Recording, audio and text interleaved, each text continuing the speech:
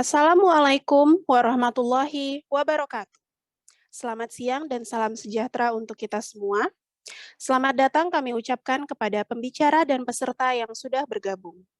Baiklah, kita langsung lanjutkan saja untuk sesi kedua webinar BKGN 2021 PDGI Cabang Batam.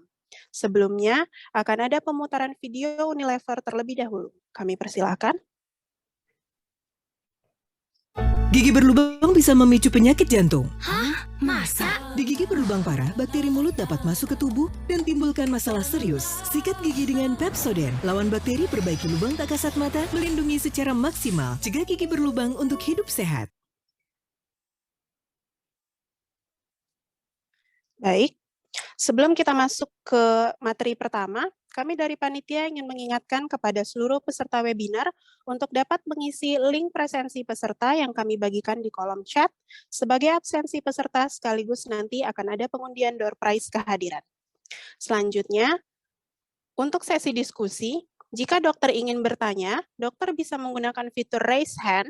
Jika dokter terpilih oleh moderator untuk bertanya langsung, host akan memasukkan dokter ke dalam panelis. Silakan terima dengan mengklik kotak biru Join as Panelist pada layar dokter dan dokter akan tampil di layar. Setelah dokter mengklik Join as Panelist, harap menghidupkan fitur video, video on, dan fitur suara, unmute, untuk dapat berkomunikasi langsung dengan pembicara. Selain dengan cara raise hand, dokter juga bisa bertanya pada kolom chat. Moderator akan membacakan pertanyaan yang ditulis melalui kolom chat.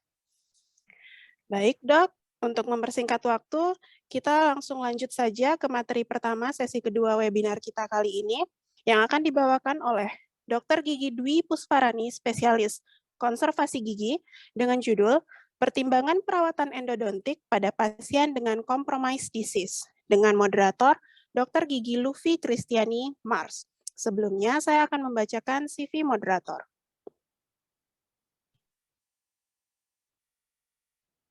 Dr. Gigi Luffy Kristiani Mars.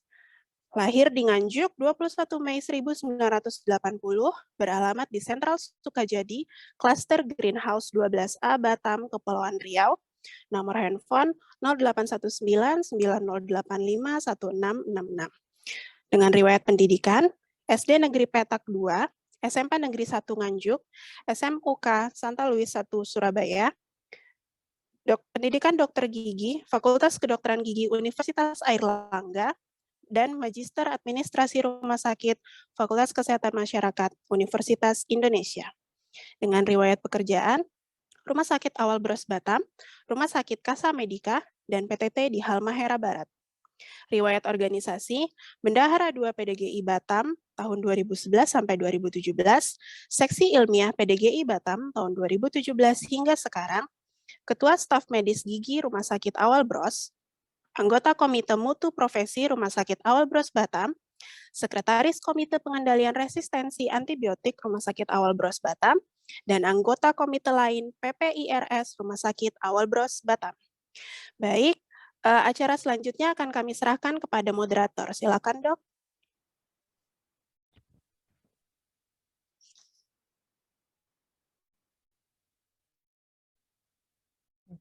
Baik, terima kasih Dr.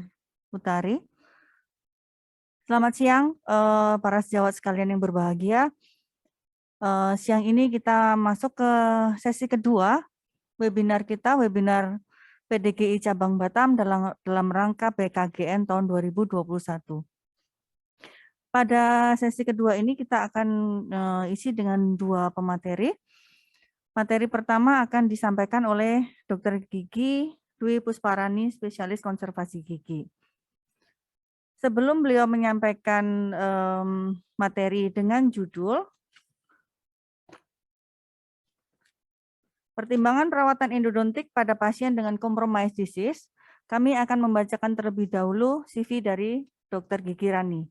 Dr. Gigi Rani lahir di Batam 14 Mei 1986, berdomisili di Jalan Kartini, Sekupang. Riwayat pendidikan beliau menyelesaikan pendidikan dokter gigi di Fakultas Kedokteran Gigi Universitas Bautur Padang, dan menyelesaikan pendidikan dokter gigi spesialis konservasi gigi di Fakultas Kedokteran Gigi Universitas Sumatera Utara. Riwayat pendidikan beliau pernah bekerja di Rumah Sakit Samata Sahidia Batam, Rumah Sakit Santa Elizabeth Batam, Klinik Kasa Medikan Pambil, Klinik Alam Sehat, Klinik Smile Dental Care, dan sekarang beliau ada di Klinik Utama Jira Dental Care, Rumah Sakit Badan Pengusahaan Batam. Beliau adalah anggota aktif PDGI Cabang Batam dan IKORGI Medan. Tanpa memperpanjang waktu lagi, kami serahkan tempat dan waktu kepada Dr. Rani. Silakan, Dok. Assalamualaikum warahmatullahi wabarakatuh. Terima kasih buat waktu dan kesempatannya, Dok. Pada kesempatan kali ini saya akan membahas materi itu mengenai pertimbangan perawatan endodontik pada pasien dengan compromised disease.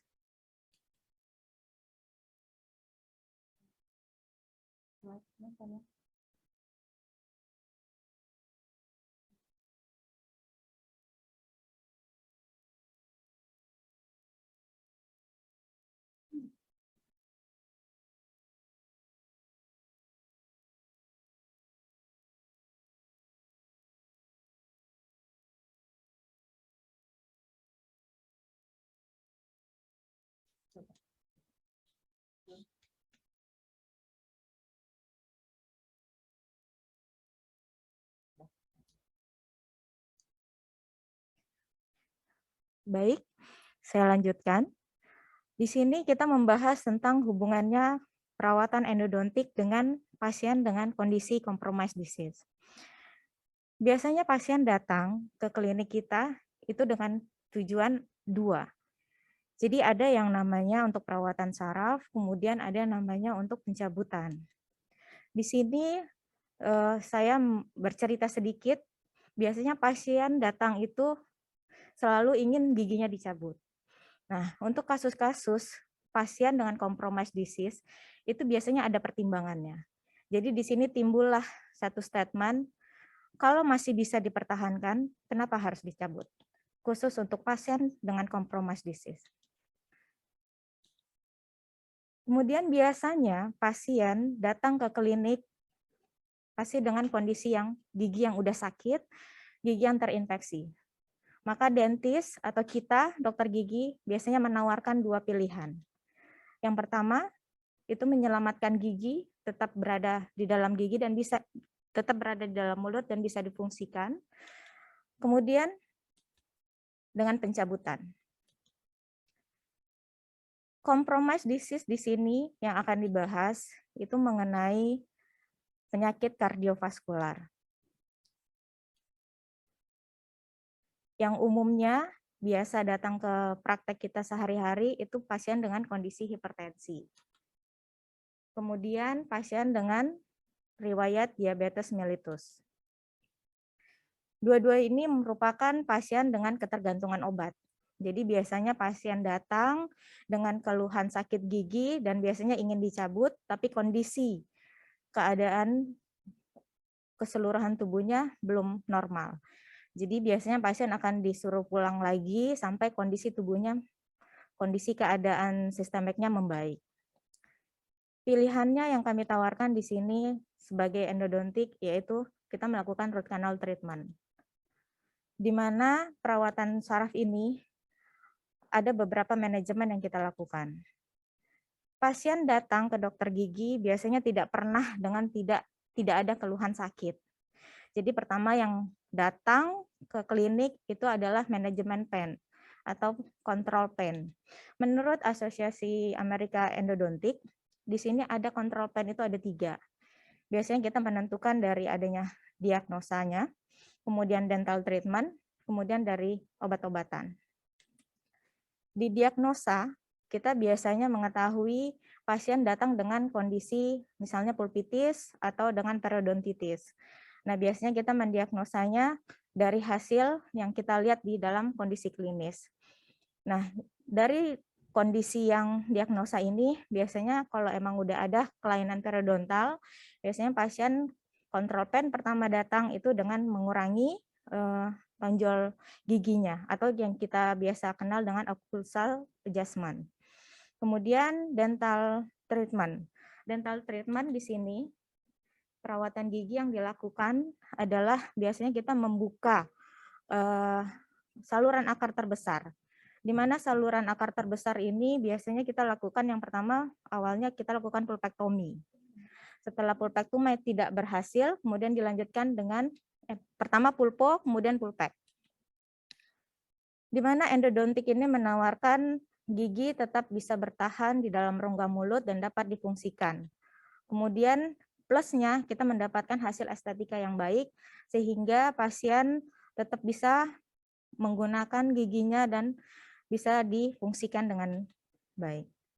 Untuk kasus-kasus compromised disease, biasanya perawatan yang kita pertimbangkan dalam melakukan endodontik yang pertama untuk kasus kardiovaskular itu anestesi yang kita gunakan. Biasanya anestesi di sini untuk kasus-kasus vital kita biasanya menggunakan anestesi dan anestesi di sini menggunakan epinefrin, di mana kandungan epinefrin ini biasanya berada di bahan anestesi kita yang kita gunakan itu ada lidocain. Tidak lebih dari 4 ml dengan perbandingan 1:100.000. Kalau disamaratakan dengan ampul, itu sekitar paling maksimal dengan 2 ampul. Kemudian untuk kasus-kasus pasien dengan riwayat menggunakan alat pacu jantung. Nah, alat pacu jantung, tapi biasanya di Indonesia ini sedikit sekali menggunakan pacemaker. Nah, biasanya instrumen endodontik seperti yang adanya gelombang ultrasonik ya, kemudian adanya apex locator, kemudian alat-alat kayak endomotor dan segala macam yang berhubungan dengan listrik, itu biasanya bisa mempengaruhi kondisi dari alat pacu jantung tersebut. Kalau dari ini yang macam-macam endodontic tools-nya yang bisa mempengaruhi. Kemudian untuk kasus diabetes ini biasanya kondisi oral hygiene yang jelek juga bermasalah dengan anestesinya juga. Kemudian bermasalah juga dengan kondisi periodontalnya yang sangat jelek.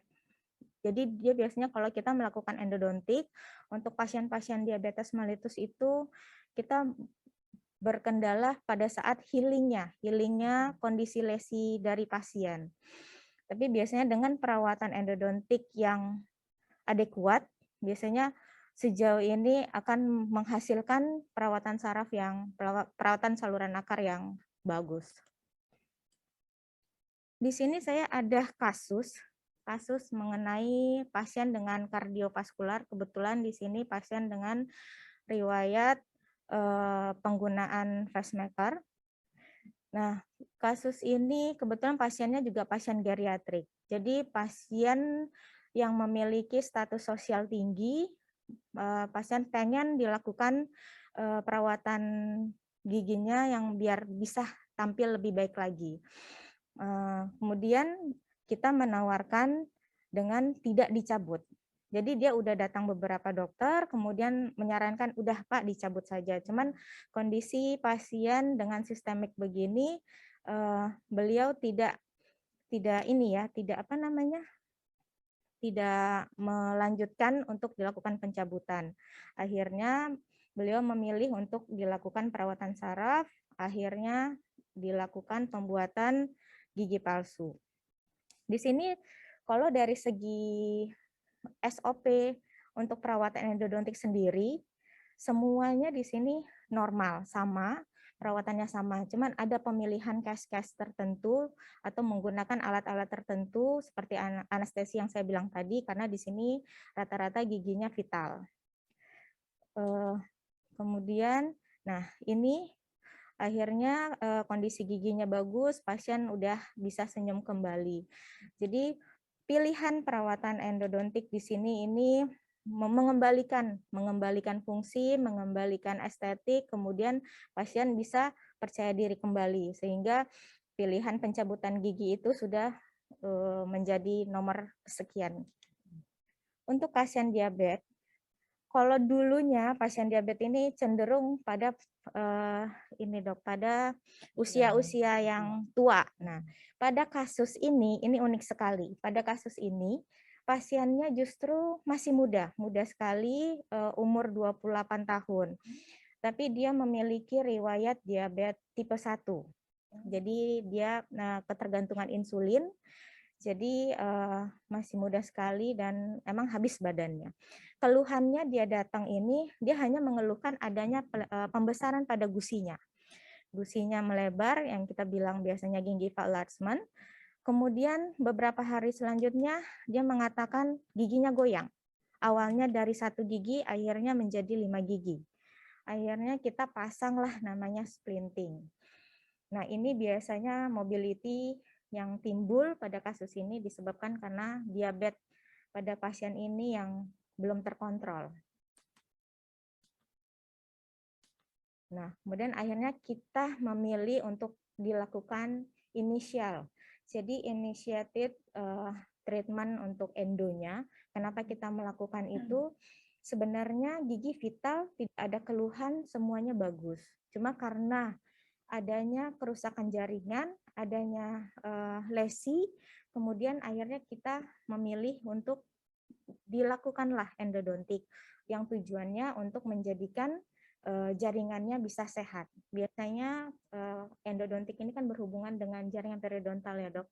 Jadi periodontalnya baik, kondisi giginya baik, akhirnya semua kondisi jaringan bisa sehat.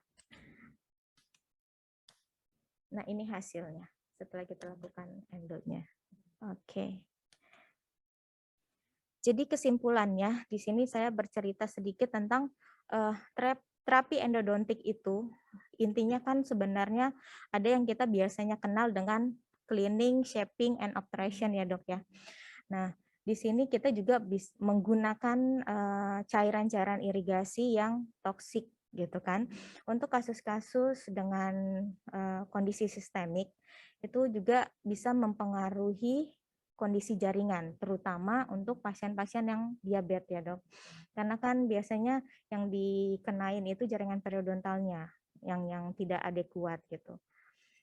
Kemudian, jadi untuk lebih paham lagi itu sehingga membutuhkan pengetahuan lebih mengenai gimana penanganannya terhadap pasien ini dengan kondisi pasien yang sistemik.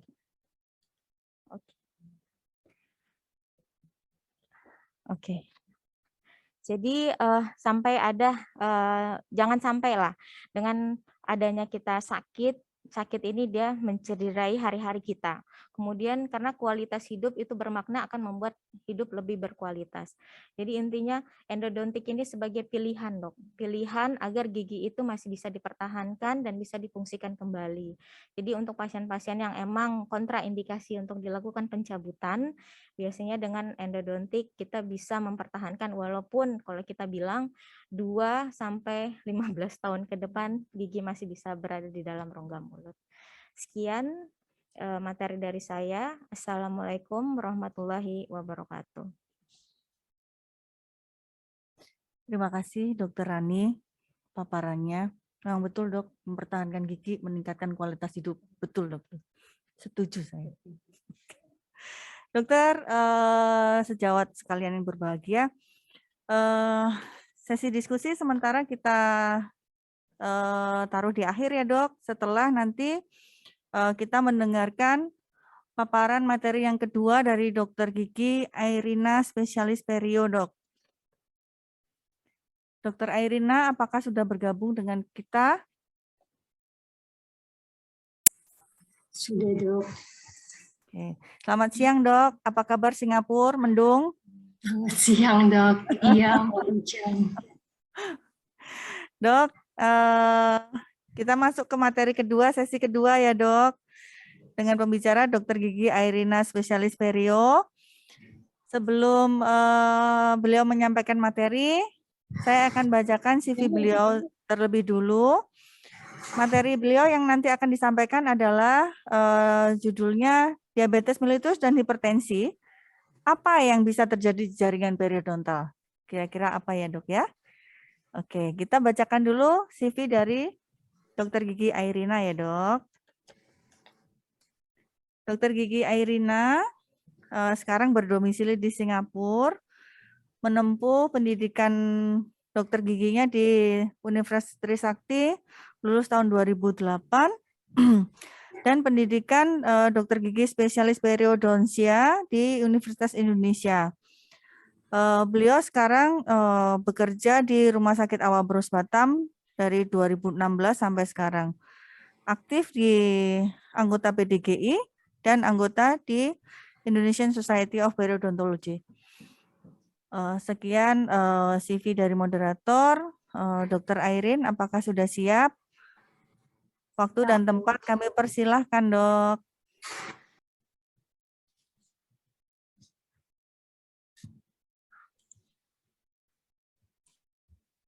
Pada materi siang ini saya akan menyampaikan mengenai diabetes dan hipertensi, apa yang bisa terjadi di jaringan periodontal.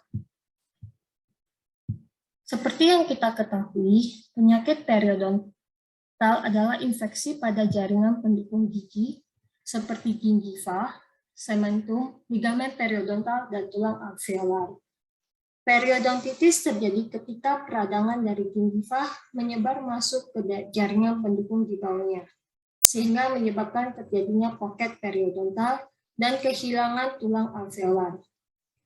Penyebab penyakit periodontal adalah plak dan kalkulus. Untuk membantu kita dalam mendiagnosis penyakit periodontal, kita memerlukan alat yang namanya probe periodontal. Seringkali penyakit periodontal tidak disadari pasien sampai ada keluhan seperti gusinya sering berdarah dan giginya goyang hingga lepas sendiri. Perawatan periodontal dapat dikatakan berhasil atau efektif jika ditandai dengan adanya tanda-tanda penyembuhan dari jaringan periodontal, seperti berkurangnya rasa sakit, hilangnya inflamasi gingiva, dan perdarahan gingiva. Berkurangnya kedalaman pocket periodontal, berkurangnya mobilitas gigi. Untuk mendapatkan hasil perawatan yang baik, ada beberapa hal yang harus diperhatikan dalam melakukan perawatan periodontal tersebut. Antara lain adalah faktor lokal, contohnya trauma oklusif, restorasi yang tidak baik, serta impaksi makanan, dan faktor sistemik, contohnya penyakit kardiovaskuler, diabetes, dan kehamilan. Kedua faktor tersebut harus dihilangkan dan diperbaiki sehingga perawatan periodontal dapat berhasil. Faktor sistemik akan mengakibatkan terjadinya perubahan jaringan dan fisiologis pada host, sehingga pertahanan tubuh terganggu dan peningkatan proses destruksi pada jaringan dan resorpsi tulang alveolar. Respon host menjadi faktor yang sangat penting dalam menentukan tingkat keparahan penyakit periodontal. Tujuan dari perawatan periodontal dengan penyakit sistemik adalah mencapai derajat kesehatan periodontal yang konsisten dan diharapkan dengan perawatan periodontal dapat mengontrol kondisi sistemik serta mengurangi resiko medis. Pada pembahasan kali ini saya menyampaikan materi mengenai hipertensi dan diabetes. Karena hipertensi dan diabetes adalah penyakit yang paling sering terjadi dan hipertensi pada pasien diabetes ditemukan 2 kali lipat daripada pasien yang tidak mempunyai diabetes. Oleh karena itu, sebagai dokter gigi harus lebih memperhatikan kondisi sistemik dari pasien yang kita rawat, sehingga perawatan yang kita lakukan tidak mempererat kondisi sistemiknya. Berikut ini adalah klasifikasi mengenai hipertensi. Jika tekanan darah pasien dalam beberapa minggu adalah 140/90 mmHg, maka pasien tersebut didiagnosis hipertensi. Dan jika kita mau melakukan tindakan periodontal dan tindakan gigi lainnya, batas tekanan darah yang paling aman adalah 140/90 mmHg, dan jika pasien tersebut juga ada diabetes, maka batas tekanan darah yang paling aman adalah 130/90 mmHg. Pada pasien hipertensi, tindakan pertama kali yang harus dilakukan adalah konsultasi dengan dokter yang merawatnya. Dan pada saat pemeriksaan, kita harus menanyakan riwayat pasien tersebut, sudah berapa lama pasien tersebut didiagnosis hipertensi, obat-obatan apa saja yang ia konsumsi, karena kadangkala obat-obatan yang dikonsumsi dapat menyebabkan pembesaran gingiva. Pemeriksaan tekanan darah dilakukan sebelum tindakan dan instruksikan pasien untuk konsumsi obat secara teratur. Perawatan sebaiknya dilakukan pada pagi hari dan jika perlu diberikan diazepam 5-10 mg malam sebelumnya dan 1-2 jam sebelum perawatan. Dan pada terapi emergensi, maka berikan antibiotik dan NSAID yang tidak boleh lebih dari 5 hari. Pada pasien hipertensi, kadangkala obat-obatan yang dikonsumsi dapat mengakibatkan pembesaran gingiva. Pada tabel ini adalah contoh obat-obatan yang bisa mengakibatkan pembesaran gingiva. Obat-obatan hipertensi yang paling banyak mengakibatkan pembesaran gingiva adalah golongan channel blocker seperti nifedipine, felodipine, dan amlodipine. Pembesaran gingiva menjadi perhatian khusus bagi dokter gigi maupun pasien karena obat-obatan penyakit sistemik ini biasanya mengakibatkan serostomia, sehingga meningkatkan akumulasi plak dan kalkulus, sehingga efek buffer saliva, imunoglobulinnya rendah, dan mengakibatkan ketahanan host berkurang. Pembesaran gingiva sering timbul 1-3 bulan setelah medikasi dan biasanya dimulai dari papil interdental dan sering terjadi pada regio anterior yang biasanya terjadi di attach gingiva yang meluas ke koronal, sehingga terbentuk pseudopocket yang mengganggu fungsi estetik dan mastikasi. Sehingga perawatan berbeda-beda tergantung dari masing-masing individual. Pada pembesaran gingiva, fibroblast yang tidak normal rentan terhadap obat-obatan, sehingga terjadi peningkatan sintesis protein terutama kolagen dan sel-sel radang yang berperan pada pembesaran gingiva adalah interleukin 1 beta dan interleukin 6.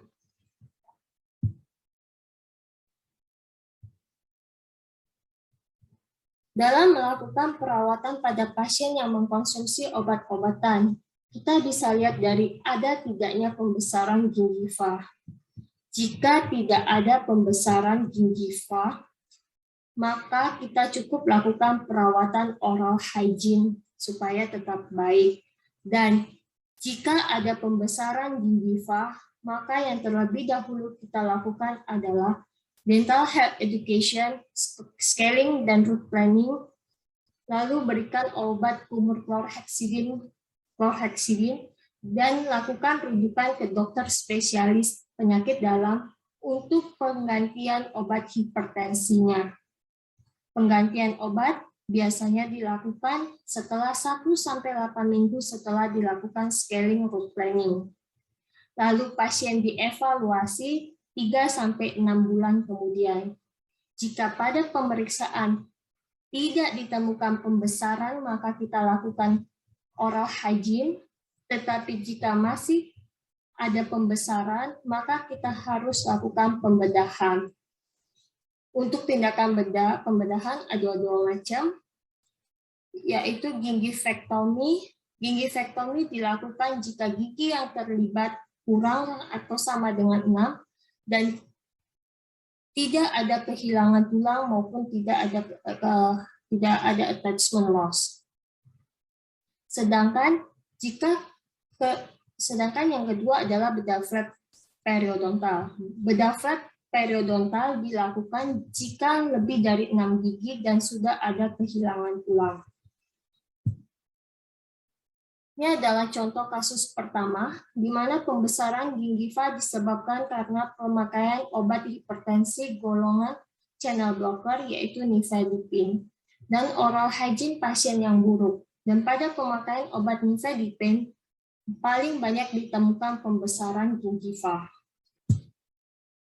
Kasus kedua adalah pembesaran gingiva karena pemakaian obat hipertensi golongan channel blocker amlodipine 10 mg. Pasien tersebut sudah mengkonsumsi selama 1 tahun. Pasien merasa gusinya bertambah besar dan sakit, serta mengeluarkan perdarahan spontan. Pada gambaran klinis, kita bisa lihat gingiva odem dan hiperemi serta interdental papil yang tumpul.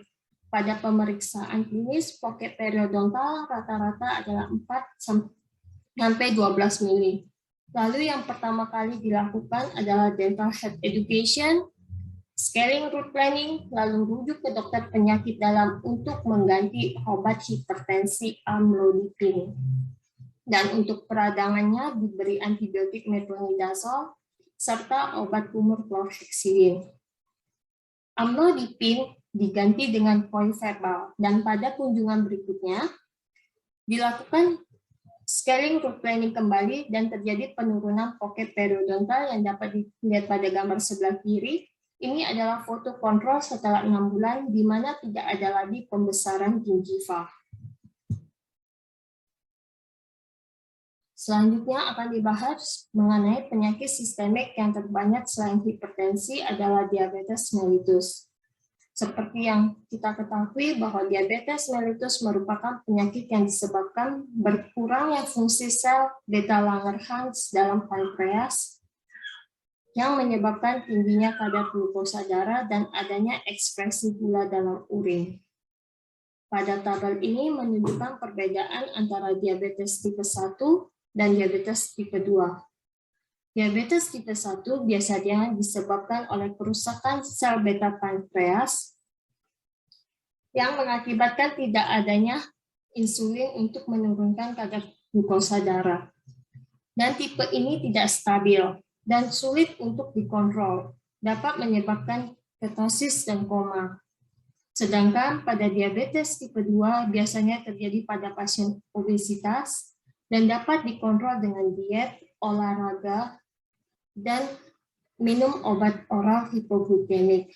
Gejala yang ditimbulkan sama seperti diabetes tipe 1, tetapi tidak separah tipe pertama. Seseorang dikatakan diabetes jika kadar glukosa sewaktu lebih atau sama dengan 200 dan pada keadaan puasa lebih sama dengan 126 dan pemeriksaan HbA1c lebih dari 8.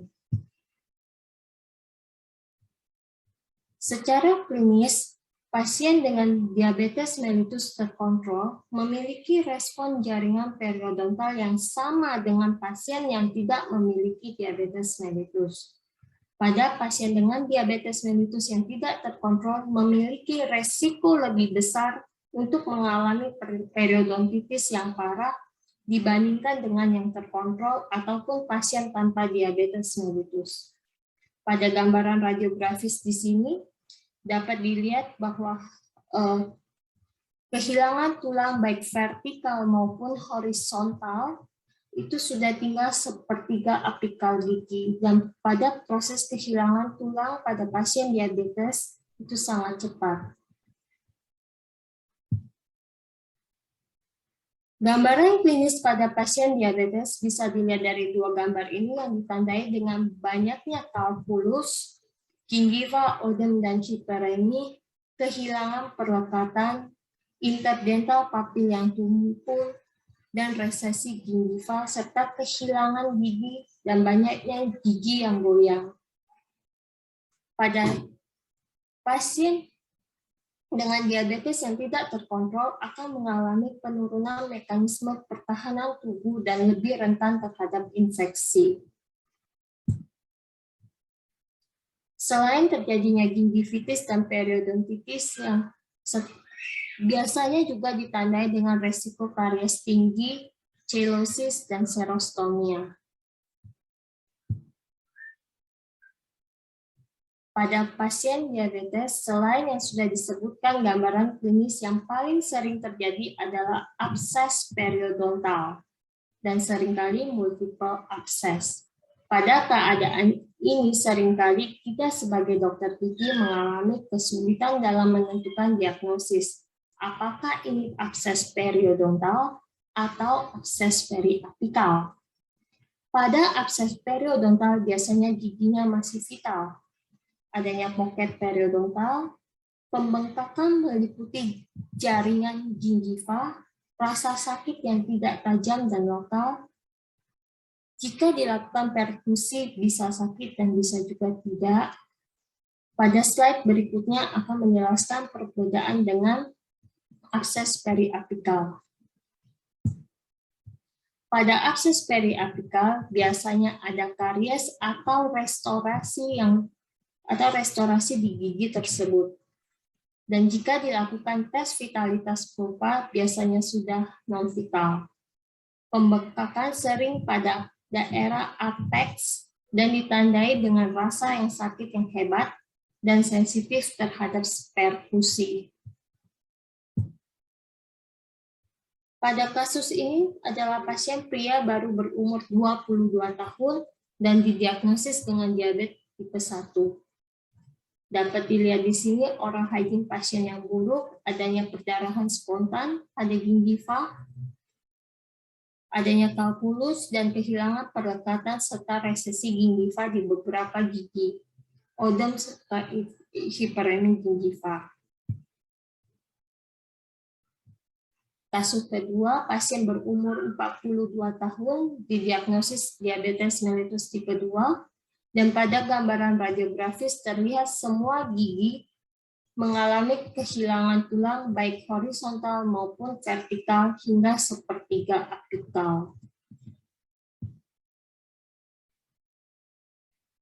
Pada perawatan dental pada pasien diabetes, anamnesis harus detail mengenai riwayat polidiksi, poliuri, dan polifagi serta riwayat diabetes pada keluarga.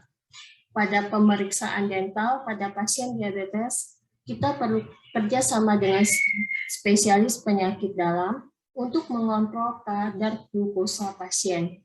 Waktu perawatan sebaiknya dilakukan pada pagi hari setelah sarapan dan hindari perawatan yang lama. Dan sebelum tindakan, lakukan pengukuran kadar glukosa. Pengurangan rasa stres dan kecemasan pasien sangat penting karena dapat meningkatkan sekresi epinefrin dan kortisol yang dapat meningkatkan glukosa dalam darah. Penggunaan antibiotik tidak diperlukan pada perawatan rutin dental pada kebanyakan diabetes, kecuali ditemukan adanya infeksi. Pada perawatan bedah pada pasien diabetes tidak terkontrol wajib diberikan antibiotik. Setelah scaling root planning, sebaiknya diberikan antibiotik topikal untuk membantu proses penyembuhan jaringan periodontium serta membantu kontrol kadar glukosa.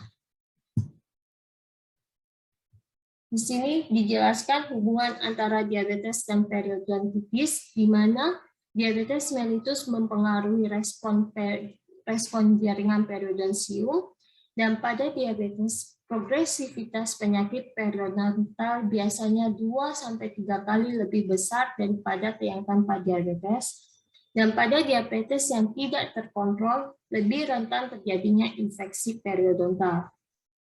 Dan pada perawatan periodontal juga membantu mengontrol nilai glukosa dalam darah. Kesimpulannya, kesehatan periodontal berperan penting dalam kesehatan tubuh secara umum. Dan sebaliknya, kesehatan umum juga berpengaruh terhadap kesehatan periodontal.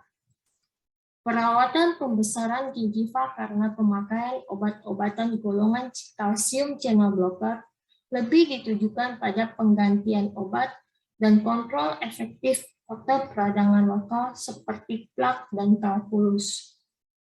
Penata laksanaan perio pada pasien dengan masalah periodontal dapat memperbaiki kontrol glikemik. Demikian kurang lebihnya materi yang dapat saya sampaikan. Atas perhatiannya saya ucapkan terima kasih. Dan jika pada penyampaian materi ada yang kurang berkenan, saya mohon maaf. Acara saya kembalikan kepada moderator. Dr. Lutfi. Terima kasih, Dr. Airina.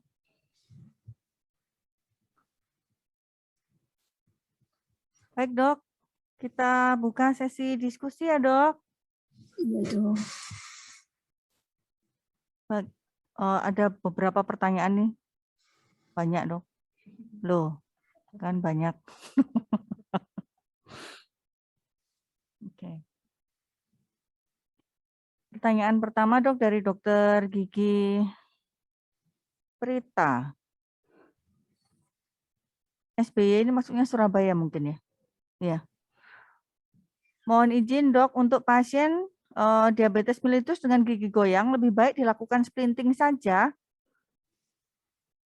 Mungkin lebih ke ya, Dokter Airin apa? Dokter Airin, Dokter Rani, silahkan. Baik, saya akan menjawab. Jadi untuk kasus yang tadi ya, itu dilakukan splinting karena akan dilakukan perawatan endodontik. Jadi kondisi jaringan periodontalnya yang rusak tadi, dilakukanlah perawatan endo pada gigi I1 bawah, itu dilakukan dengan intensional endo. Jadi dilakukan endodontik secara sengaja pada gigi vital dengan kondisi baik, tapi jaringan periodontalnya yang rusak. Nah, kemudian splinting itu dilakukan untuk bisa memperbaiki jaringan periodontalnya sambil dilakukan tadi root planning tadi yang dibilang sama Dokter Airin. Mungkin lebih ke perionya Dokter Airin bisa tambahin mungkin. Silahkan Dokter Airin. Dok, saya konfirmasi lagi pertanyaannya, kalau kasus gigi goyang pada pasien diabetes gitu, Apakah perlu dilakukan splinting saja? kita harus lihat dulu apakah kondisi jaringan periodontiumnya mendukung. Harus dilihat juga gigi-gigi sebelahnya. Jika gigi semuanya goyang, tidak bisa dilakukan splinting. Splinting dilakukan jika ada gigi pendukung yang tidak goyang. Sehingga penyebaran kegoyangan itu merata.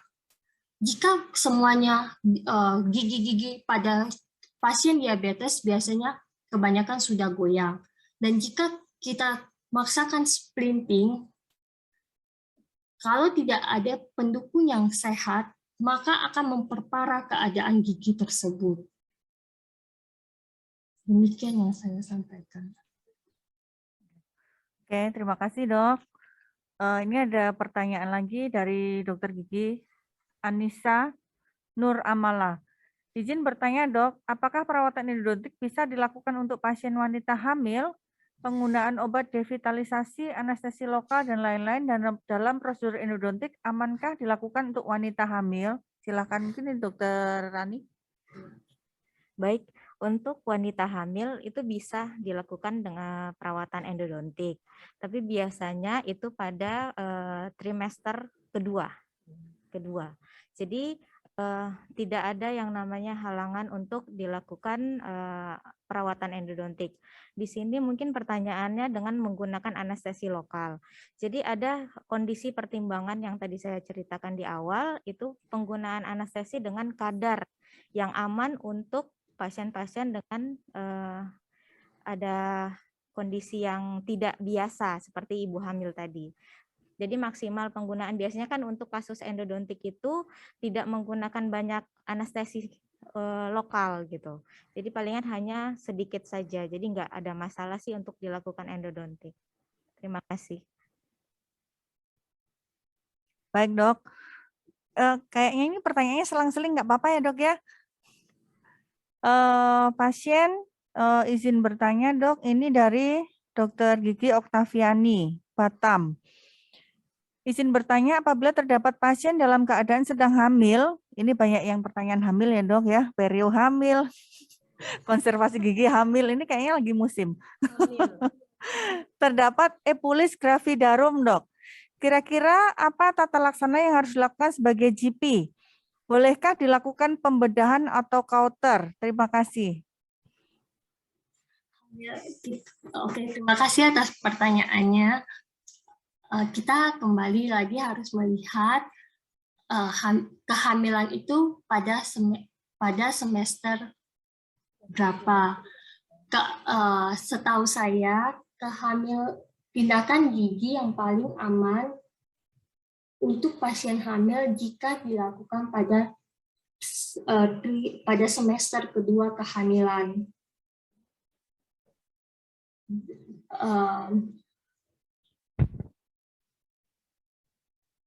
Itu sih dok, kalau pada semester pertama dan ketiga saya tidak menyarankan untuk dilakukan tindakan. Berarti boleh dilakukan tindakan pembedahan atau kauter dok. Kalau dia trimester kedua gitu. Oke. Ada lagi dok dari dokter Berita ini lagi yang SB ini Surabaya. Mohon izin bertanya dok, untuk penggunaan diazepam kira-kira untuk mengatasi apa ya dok untuk pasien hipertensi? Itu dokter Airin tadi yang ini. Terima kasih atas Silakan, pertanyaannya. Diazepam dipakai untuk mengurangi rasa kecemasan pasien. Jika pasien hanya dipakai jika pasien itu kecemasannya sangat tinggi. Itu saja dok. Itu ya dok ya. Oke. Terus ini sepertinya ada pertanyaan, mungkin ini bisa dijawab berdua dok, soalnya ini nih. Penanganan abses periodontal, seperti apa baiknya ya dok? Ini dari dokter Nila Firda lagi nih. Penanganan abses periodontal seperti apa sebaiknya ya dok? Mungkin kalau ini lebih ke kasus lesi endoperio mungkin dok. Silakan dok. Siapa dulu? Baik, kalau dia datang ke spesialis konservasi gigi dengan kasus abses periodontal, biasanya kan abses periodontal ini kondisi giginya masih vital ya dok. Nah, jadi biasanya dilakukan perawatan observasi pada jaringan periodontalnya terlebih dahulu. Kemudian setelah itu, kalau emang kondisi jaringan periodontalnya dengan dilakukan SOP periodontal dengan adekuat, biasanya akan healing masa lesinya. Tapi biasanya kalau emang tidak healing akan dibantu dengan melakukan perawatan endo. Yang kita bilang tadi ada yang intensional endodontik. Terima kasih. Silakan dokter Airin. Dari dokter Airin. Terima kasih. Kalau dari segi perio, jika ada abses periodontal yang kita lakukan, kita drainage absesnya, kita anestesi dulu, terus kita lakukan drainage melalui pocket periodontal, kita lakukan scaling dan planing, kita bersihkan, diberi irigasi H2O2 3%, lalu setelah jaringan granulasinya keluar atau bersih,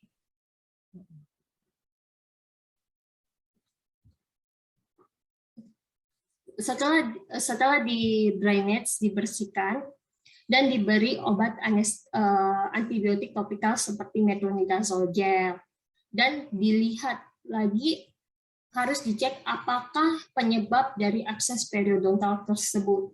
Jika ada traumatik oklusi, maka kita harus melakukan pengasahan pada gigi yang mengakibatkan traumatik oklusi tersebut. Oke. Terima kasih, Dok. Dokter, ini ada yang mau join untuk bertanya langsung kepada Dokter Gigi Masinta. Silakan, Dok, dibuka videonya dan unmute.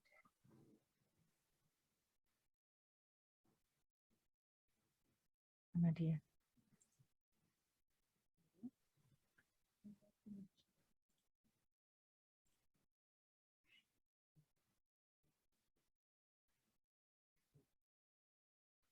Mana, Mas?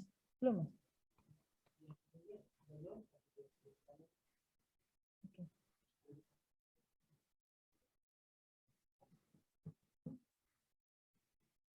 Dokter Marsinta dari Parapat.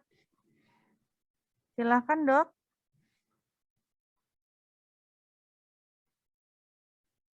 Oh, sementara masih belum mungkin ya, Dok ya. Baik, kita lanjutkan di kolom pertanyaan ya, Dok ya, melalui kolom chat ya. Kepada Dokter Airin nih, dari Dokter Anissa Nur Amala. Izin bertanya kepada Dokter Gigi Airina. Dari pengalaman dokter, bagaimana penanganan periodontis dengan gejala gigi mobility derajat 3 pada pasien DM? Apakah masih bisa dilakukan splinting dan bagaimana prognosanya? Silakan Dokter Airin. Pada prinsipnya, terima kasih atas pertanyaannya. Pada prinsipnya, pada pasien diabetes kita harus kontrol kadar glukosanya yang paling penting dulu. Pertama, setelah itu kita lakukan scaling dan replanning. Dan jika gigi tersebut goyang derajat 3, seperti yang sudah saya jelaskan, kita harus melihat gigi pendukung di sebelahnya. Jika ada gigi yang masih, jika ada gigi yang tidak goyang, maka kita bisa lakukan splinting. Itu ya, Dok ya. Jadi melihat juga kan splinting itu kan? Boleh. Tapi harus dilihat dari gigi-gigi tetangganya dulu deh. Ya, oke. Terima kasih, Dok. Dokter Airin kayaknya jadi idola nih, banyak banget pertanyaannya. Sekarang beralih ke Dokter Ani ya, Dok ya. Dokter Ani, ini kita kan ada di Indonesia ya, Dok. Ini pertanyaannya common banget ini sebenarnya. Dari Dokter Gigi Novia Rahmi, izin bertanya, Dok. Seringkali kami dokter gigi di daerah terkendala perawatan endodontik karena tidak adanya ronsen. Padahal pasien mau dilakukan perawatan. Sebaiknya gimana ya, Dok? Silakan Dokter Ani. Ini banyak banget kasus yang kayak gini ya, Dok ya. Pokoknya intinya terkendala dengan ronsen. Sebenarnya ronsen ini kan salah satu pemeriksaan penunjang ya, pemeriksaan penunjang. Jadi tidak pokok. Cuman untuk lebih akurat lagi itu emang menggunakan ronsen foto. Tapi untuk teman-teman sejawat yang ada di daerah itu kita biasanya sebelum adalah ronsen ini kita tahu dengan kondisi anatomi gigi. Saluran akarnya biasanya untuk gigi-gigi anterior biasanya sudah tahu tuh panjang kerjanya berapa. Untuk gigi molar, iya perkiraan. Kemudian yang biasa umumnya yang kita lakukan itu ada biasanya kalau kita masukin file, kemudian pasien menjerit aw. Apikal kontriksi. Benar. Jadi pada saat pasien menyebutkan aw, nah itu dia. Saat ini itulah pilihannya. Jadi sebenarnya untuk kasus-kasus pasien datang dengan keluhan sakit ke praktek dokter gigi jangan ditolak dulu ya, Dok. Paling enggak untuk mengurangi rasa sakitnya dulu. Itu kan tidak harus dilakukan pengangkatan saluran akar secara menyeluruh, dengan pulpotomi saja kita sudah meredakan rasa sakit terhadap pasien tersebut. Terima kasih. Jadi, Dok, tidak ada kendala lagi kan, Dok, walaupun nggak ada ronsen ya, Dok ya. Oke dok, ini pertanyaannya ini sepertinya dokter Airin sama dokter Ani harus kompromi dulu ya. Dari dokter Tessa Tresia Batam. Izin bertanya dokter, adakah pertimbangan khusus bagi pasien dengan penyakit sistemik untuk pemilihan perawatan gigi? Kapan kita pilih perawatan endoperio atau perio baru endo ya dok? Terima kasih dokter. Silakan. Oke, ini Dokter Airin saya jawab duluan ya. Jadi boleh. setahu saya nih ya, lesi endoperio itu ada 3. Jadi ada yang namanya bermula dari endonya dulu, kemudian ke perio. Kemudian ada dari perio, kemudian ke endo. Ada yang kombinasi. Jadi untuk kasus-kasus yang dimulai dari endo ke perio, biasanya gigi dengan kondisi sudah non vital. Jadi berarti penanganan pertama yang kita lakukan adalah terhadap giginya itu endodontik dulu. Bila endodontiknya adekuat, bagus segala macamnya, jadi perawatan perionya tidak dilanjutkan. Dan untuk kasus yang dimulai dengan lesi perionya dulu, akan dilakukan hal yang sama. Jadi perionya dulu dihilingkan, dilakukan treatment. Kalau dia sembuh, untuk giginya yang masih vital, kita tidak lakukan treatment. Kata dokter Airin ada tambahan dok?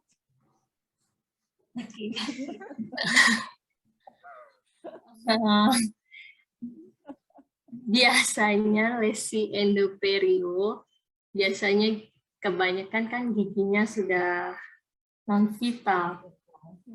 Jadi lebih baik endo dulu, endo selesai, baru dilakukan tindakan perio. Karena ada penelitian yang mengatakan juga bahwa dan penelitian ini terbukti jika endonya berhasil dan didukung sama perawatan periodontal, maka akan terbentuknya regenerasi kembali. Terbentuk regenerasi jaringan periodontal kembali.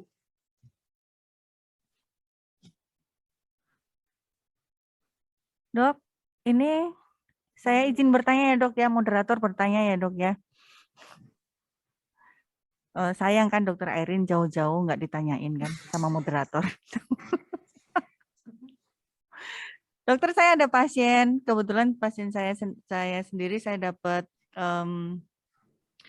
pasien perawatan orto di dokter gigi luar datang ke saya dengan gigi 11 dan 21 udah goyang derajat 3, derajat 4 mungkin ya. Kalau ada derajat 5, derajat 5 itu. Karena disenggol aja lepas. Nah, waktu saya ronsen itu udah kehilangan tulang sampai setengah panjang akar. Di keseluruhan dok, rahang atas. Rahang bawahnya bagus. Kalau dari pemeriksaan saya sih kemungkinan karena memang OH-nya memang tidak terjaga. Tapi yang saya herankan dok, pada saat dia saya kan gigi depannya harus dicabut dok, nggak bisa lagi saya konsul ke dokter Airin. Waktu saya lepas ortonya, giginya tidak goyang sama sekali dok, sama sekali tidak goyang. Tapi jelas terlihat dia kehilangan tulang alveolar itu setengah panjang akar. Itu kira-kira kenapa dia bisa nggak goyang ya dok? Saya bingung loh. Karena seperti itu kan kadang-kadang sedikit aja kita sepertiga panjang akar aja kan udah mulai goyang. Apa kira-kira ya dok? Terima kasih. Terima kasih dok. Saya akan mencoba menjawab. Kadang-kala perawatan, mohon maaf jika ada salah, kadang-kala tekanan orto kadang bisa terlalu kuat sehingga menyebabkan gigi tersebut goyang. Dan sewaktu kawat ortonya dilepas, maka karena tidak ada trauma karena tidak ada tekanan yang menekan jaringan periodontium itu terlalu kuat, maka gigi itu mungkin mengalami repair, perbaikan. Itu sih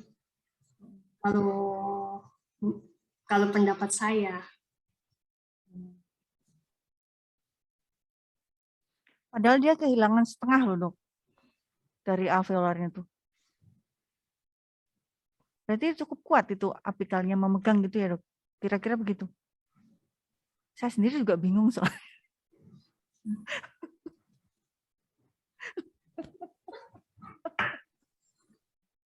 Oke, Dok. Kita skip. Ada pertanyaan lain? Itu ronsennya. Ya, nanti kita lihat ya, saya WA-kan ya, Dok. Iya. Oke.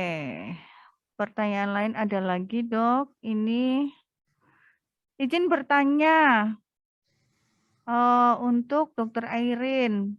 Pertimbangan perawatan periodontal pasien diabetes dianjurkan dilakukan di pagi hari? Tanda tanya, Dok. Selanjutnya, untuk jenis antibiotik lokal, apa saja yang bisa diberikan? Apa pertimbangannya untuk perawatan periodontal pasien DM dianjurkan dilakukan di pagi hari? Itu, Dok. Oke. Saya akan mencoba menjawab. Pada pagi hari biasanya kan pasien belum mengalami aktivitas yang sangat padat, sehingga tingkat kecemasan, tingkat stres pasien itu pada pagi hari biasanya berkurang.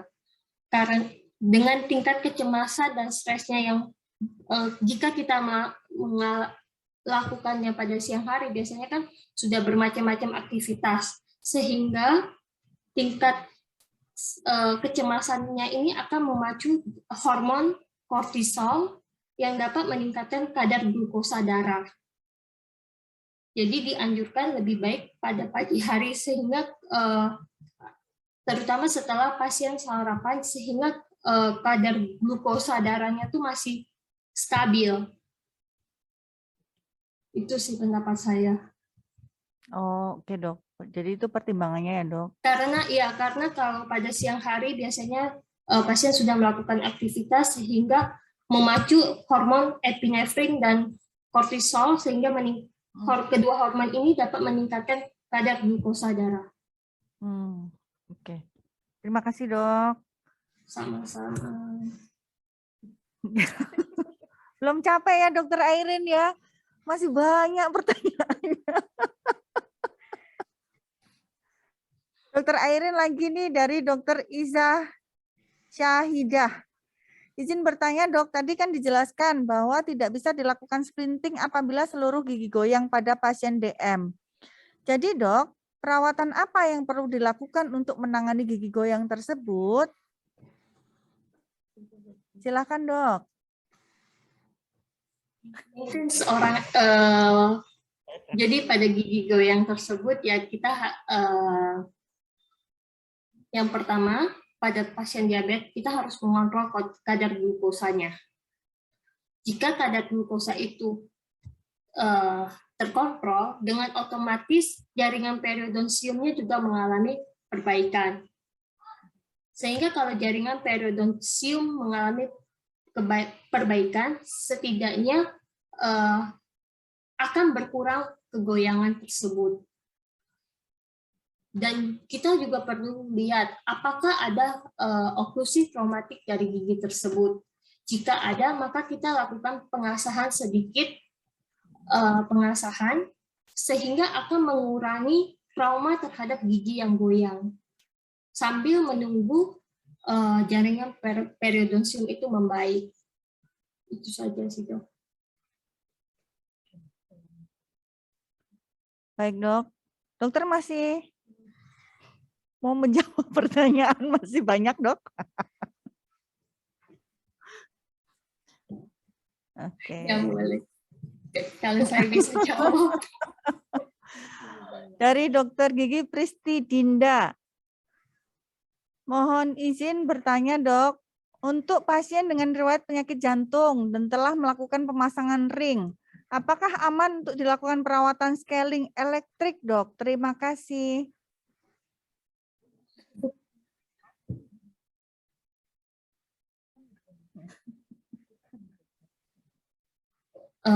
Terus terang saya belum berpengalaman dengan pasien yang jantungnya mengalami yang sudah memasang ring. Tapi lebih baik kalau saran saya sih kita kontrol dulu lah sama dokter spesialis penyakit dalam, dokter spesialis penyakit jantungnya. Jika jika diperbolehkan maka kita lakukan. Kayaknya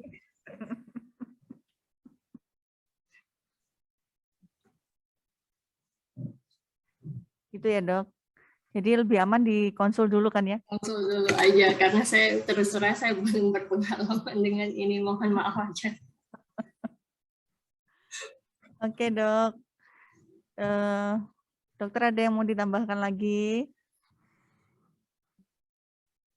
Dokter Rani, ada yang perlu ditambahkan, Dok? Baik, Dokter. Sepertinya waktu kita juga udah hampir selesai ya, Dok. Terima kasih dokter, para dokter, peserta, sejawat sekalian yang berbahagia. Mudah-mudahan sharing ilmu dari Dokter Gigi Dwi Pusparani, spesialis konservasi gigi, dan Dokter Gigi Airina, spesialis perio, dapat memberikan manfaat bagi kita semua.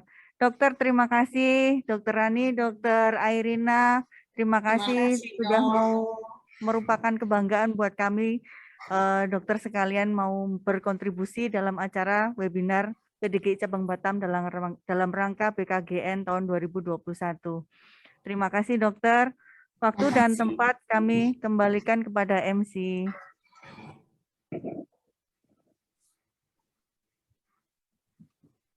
Baik, terima kasih banyak kepada moderator Dr. Gigi Lutfi Kristiani dan juga pemateri 1 dan 2 Dr. Gigi Dwi Pusparani dan Dr. Gigi Airina.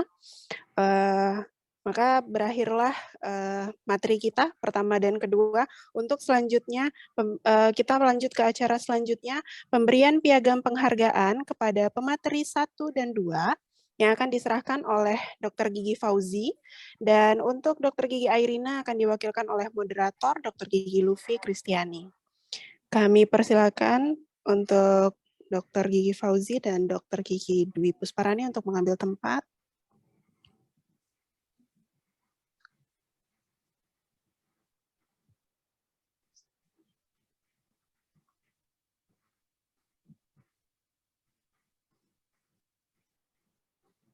Baik, terima kasih dok. Untuk Dr. Gigi Airina.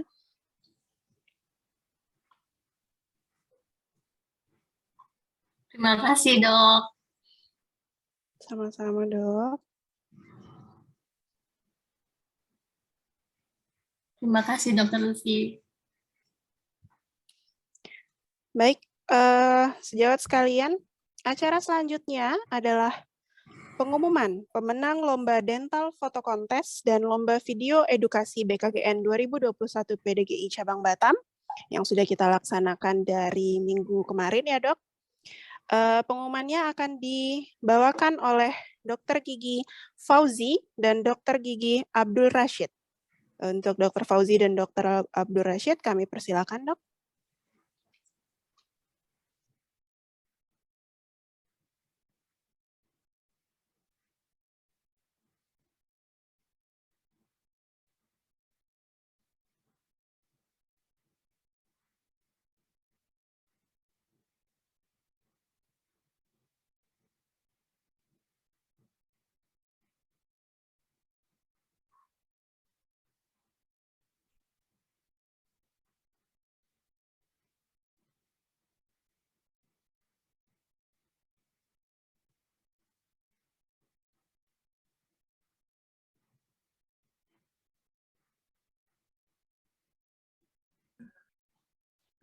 Oke, ya.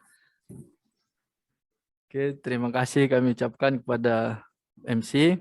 Selanjutnya adalah poin dan urutan pengumuman pemenang Lomba Dental Photo Contest dan Lomba Video Edukasi dalam rangka BKGN Batam 2021.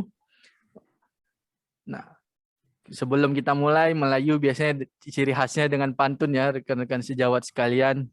Mungkin ingin rasa memakan kari, cendawan batang keladi, girang rasa tidak terperi, bertemu sejawat dari penjuru negeri. Oke, ayo Dr. Fauji.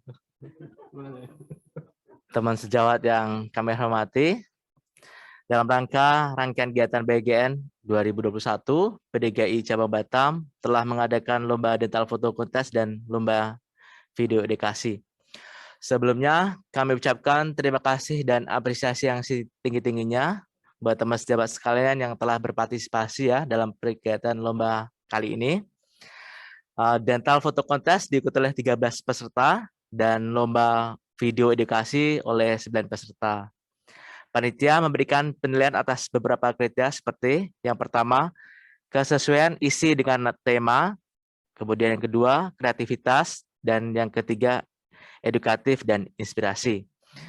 Marilah kita saksikan bersama video kompilasi peserta Dental Photo Contest dan Lomba Video Edukasi BKGN 2021 PDGI Cabang Batam.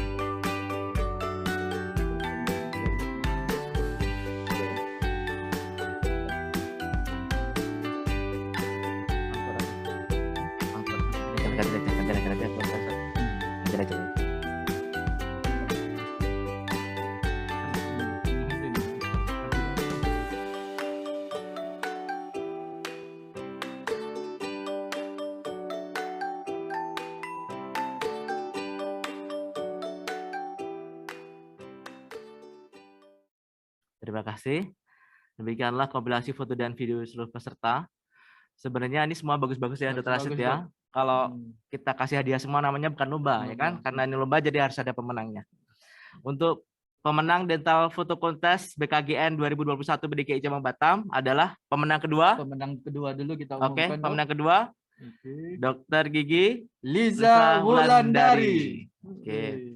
Kemudian pemenang pertama Dr. Gigi Dwi Pusparani SPKG ya. Jadi kita tidak ada tidak ada betul karena kita pakai Google Form. Jadi ini benar-benar objektif ya, Dr. Rashid.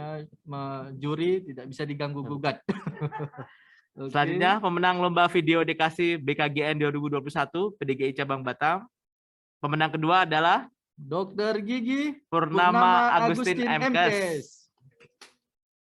Pemenang pertama Dr. Gigi Dian Indahwati. Selamat kepada para pemenang. Marilah kita saksikan bersama karya para pemenang.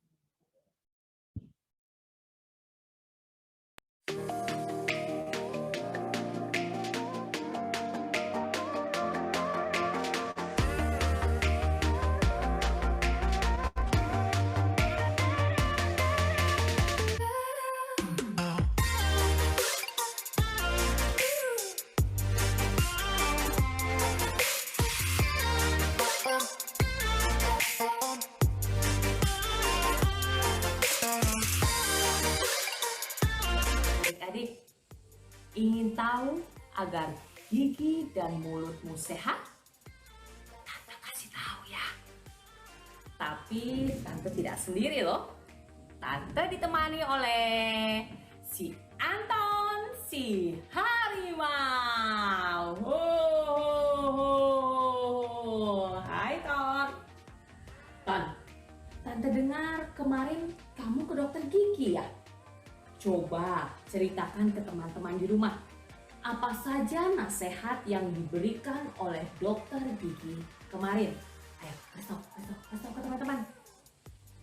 Teman-teman, jika ingin gigi dan mulutmu sehat, kamu harus makan makanan yang bergizi. Lalu, membatasi panganan yang mengandung gula. Apa tuh? Nggak boleh makan permen? Bukan tidak boleh, Tante. Tetapi dibatasi. Aduh, syukurlah. Tante paling suka sama permen. Lalu, apa lagi? Lalu, sikat gigi sehari 2 kali. Pagi, setelah sarapan, dan malam sebelum tidur dengan cara yang baik dan benar. Dan menggunakan pasta gigi yang mengandung fluor.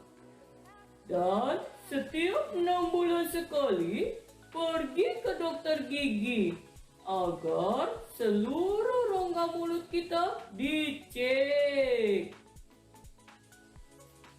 Adik-adik, jika ingin gigi dan mulutmu sehat, ikuti selalu panduan yang tadi diberikan oleh Anton, si harimau.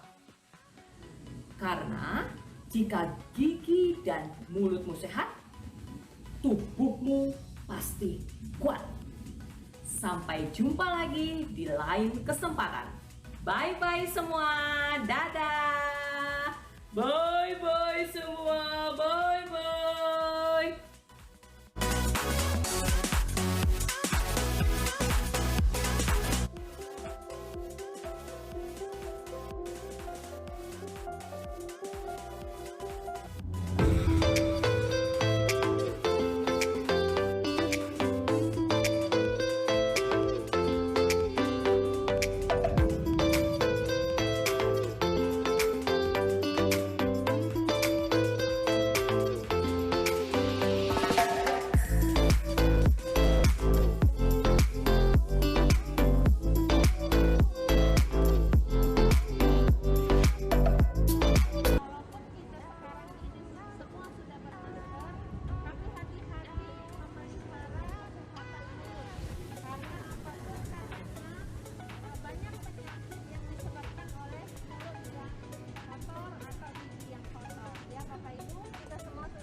Bagaimana pentingnya kesehatan gigi dan mulut, ya. Nah, maka sekarang ini sering sekali, apalagi kita ibu-ibu ya, kadang nggak pakai lipstick pun nggak masalah gara-gara pakai masker, ya kan? Nah, jangan-jangan kita melupakan di masa pakai masker ini kesehatan mulut kita atau gigi kita. Nah, jadi ini harus kita perhatikan, jangan lupa untuk tetap menjaga kesehatan gigi dan mulut, karena segala sesuatu kita masukkan dari mulut ya Bapak Ibu ya, nggak ada dari telinga, nggak ada dari mata ya, jadi diperhatikan walaupun kita memakai masker, supaya banyak penyakit yang disebabkan oleh gigi yang busuk, seperti itu ya. Jadi sekarang ini kalaupun busuk di gigi depan orang nggak terlalu khawatir kan, gara-gara dia bermasker aja keluar. Nah, dibiarkan akhirnya kehilangan gigi karena pembusukan di gigi depan atau gigi belakang. Jadi tetaplah perhatikan kesehatan gigi dan mulut, tidak hanya divaksin untuk menjaga COVID, tapi juga untuk menjaga kesehatan secara keseluruhan. Gigi dan mulut sehat, tubuh kuat. Oke. Untuk para pemenang, kami ucapkan selamat dan akan digabungi oleh panitia untuk mengirimkan hadiah. Oke, terima kasih. Untuk menutup pengumuman ini, kita pantun lagi ya, Dok. Pohon berangan tempat bertemu. Girangnya rasa si anak dara. Baiklah Tuhan membawa ilmu, binalah bangsa, bangunkan negara. Di atas dahan burung tempua, melihat rusa tepi perigi. Salam perpisahan untuk semua, di lain masa bersua lagi. Terima kasih. Sekian, acara kami kembalikan ke MC. Baik, terima kasih kepada Dr. Gigi Fauzi dan Dr. Gigi Abdul Rashid. Kami ucapkan selamat kepada para pemenang. Nanti untuk hadiahnya akan panitia hubungi ya, Dok. Selanjutnya adalah pengundian door prize kehadiran dan pemberian hadiah kepada penanya terbaik. Acara saya berikan kepada MC door prize. Silakan Dr. Dita. Terima kasih, Dr. Tari. Teman-teman sejawat, terima kasih atas partisipasi teman-teman dalam webinar sesi kedua BKGN 2021 PDGI Cabang Batam. Sebagai wujud terima kasih kami, marilah kita mengundi door prize kehadiran peserta. Mari kita untuk mempersingkat waktu, kita segera saja kita putar.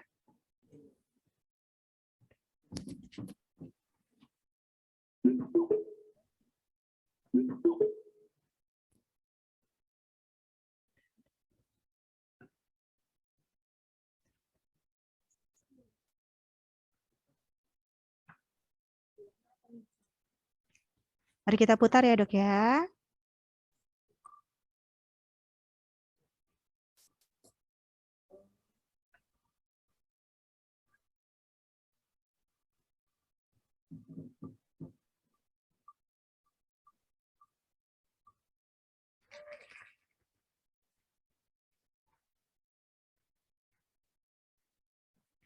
Selamat untuk Dr. Roli Ria Restina Tampu Bolon. Nanti dokter akan dihubungi oleh panitia pada nomor handphone yang telah dokter daftarkan ketika dokter mendaftar untuk webinar BKGN 2021 PDGI Cabang Batam. Baiklah, untuk hadiah selanjutnya yang akan kami bagikan adalah hadiah untuk peserta dengan pertanyaan terbaik.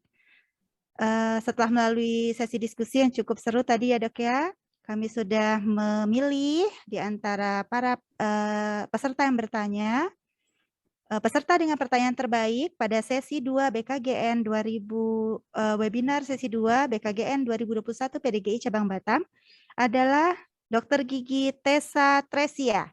Selamat untuk Dr. Gigi Tessa. Nanti Dr. Gigi Tessa akan dihubungi oleh panitia pada nomor handphone yang telah dokter daftarkan pada saat melakukan pendaftaran webinar. Terima kasih atas perhatiannya. Baiklah, selanjutnya acara kami kembalikan ke MC. Silakan Dr. Tari.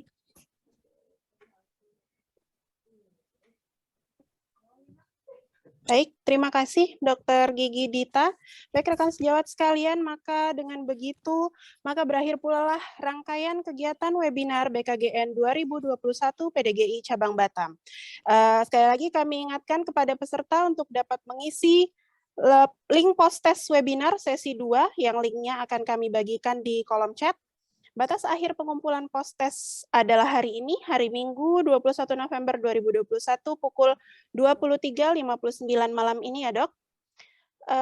Selanjutnya, kami selaku panitia mengucapkan terima kasih kepada peserta yang sudah mengikuti kegiatan ini dari awal hingga akhir acara. Kami juga memohon maaf apabila selama dalam proses berlangsungnya acara terdapat kesalahan, baik yang disengaja maupun tidak disengaja. Besar harapan kami untuk dapat berjumpa lagi di kegiatan PDGI Cabang Batam berikutnya. Sebelumnya saya juga mau seperti Dr. Rashid ya, Dok, ada pantun dulu untuk penutup. Gudang penyimpan si benih padi, padi di bawah ke tengah sawah.